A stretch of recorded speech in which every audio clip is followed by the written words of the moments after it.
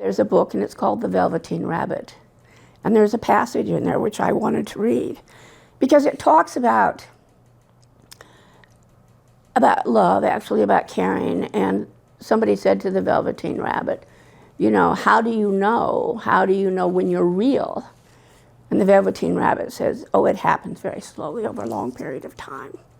But he says, you know, your fur all wears off, and you don't look very good, but you know you are loved. And that's how he has been with me and with the family, you know, since day one. He seems to have a knowledge of how to do everything just right. I mean, to do what is right. And his kindness and his caring just comes naturally. It was 1971 or 72, I think it was after the Constitutional Convention, that we started seeing one another, as you would say, dating.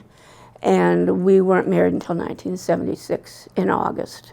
So it was quite a while. It was quite a while. I had no intention of getting married. I told him that right up front. I had had a very, very abusive first marriage, and I had absolutely no intention of getting married again.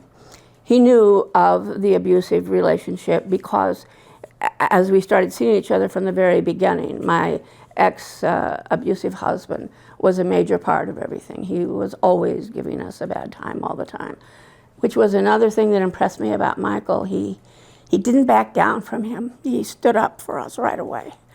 And he was strong and trustworthy, and it was something that started to change the way that I felt about him. He noticed Lisa right away, and children are a very good barometer for people, you know, if they're good, if they're not good, and everything. And she responded in a very, very positive manner to Michael. A lot of people would say, well, you know, she's not his child.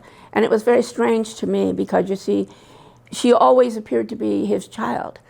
She's the only father that she ever really knew. And he cared deeply about her. I mean, he cared very deeply about her.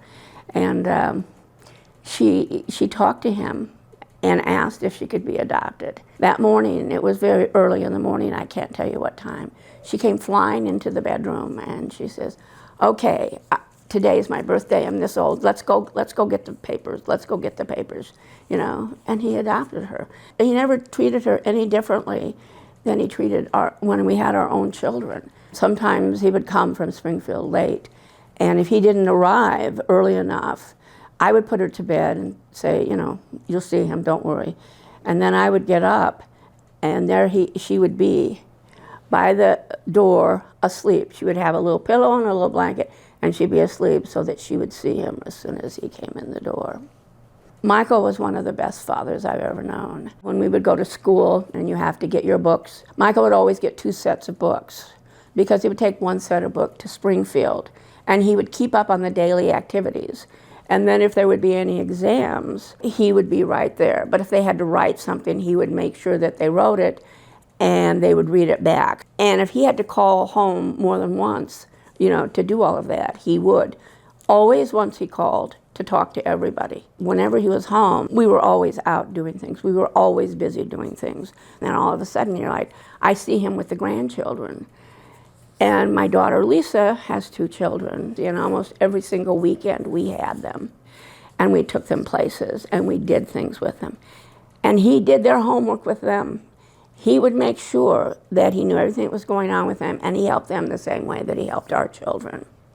And now our daughter Tiffany has Eliza and Ted, and he is with them and works through them with their projects. And once a week, without fail, he has dinner with each child and with the grandchildren too.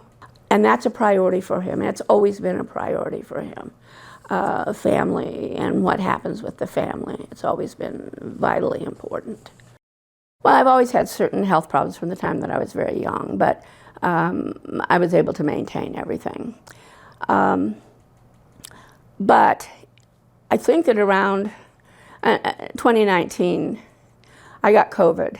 And I didn't get COVID once. I got COVID maybe 2 or 3 times. And it seemed to have an impact on me. And I've always had rheumatic arthritis. When I was very young, they said it was some kind of a hereditary thing, and unusual for a young person, but it started having a very bad effect. My joints started deteriorating, and one day I couldn't breathe. Then I ended up in the hospital in 2019, and for the first 2 days they didn't know if I was going to live or not. I had the onset of pneumonia, and that affected my lungs, so I have a diseased lung.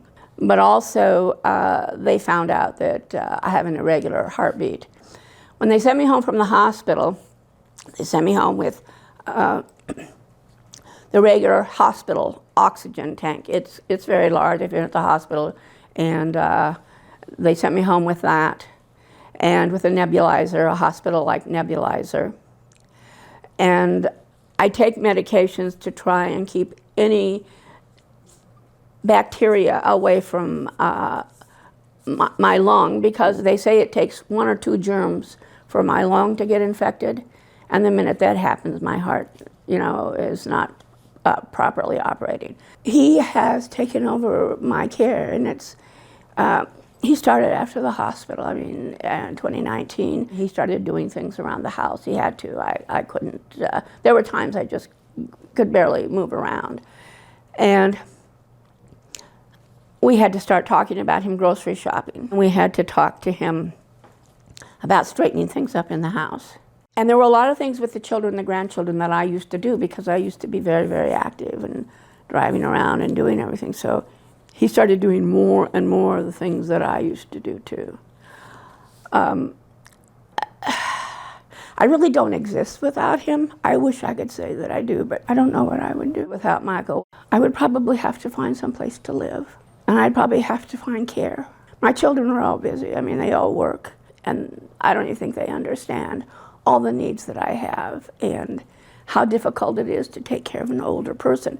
There's a part of me that isn't older, but with all the different problems that I have medically, it becomes very, very difficult. I feel a good deal of guilt that he has to be there with me, that I can't take care of myself, and that he has to care for me. But he loves me. Not only does he love me, but I'm a part of him. I'm a part of him, and then there are some days I keep him going. He keeps me going sometimes too, but I think that the impact that I have on him has been much, much larger.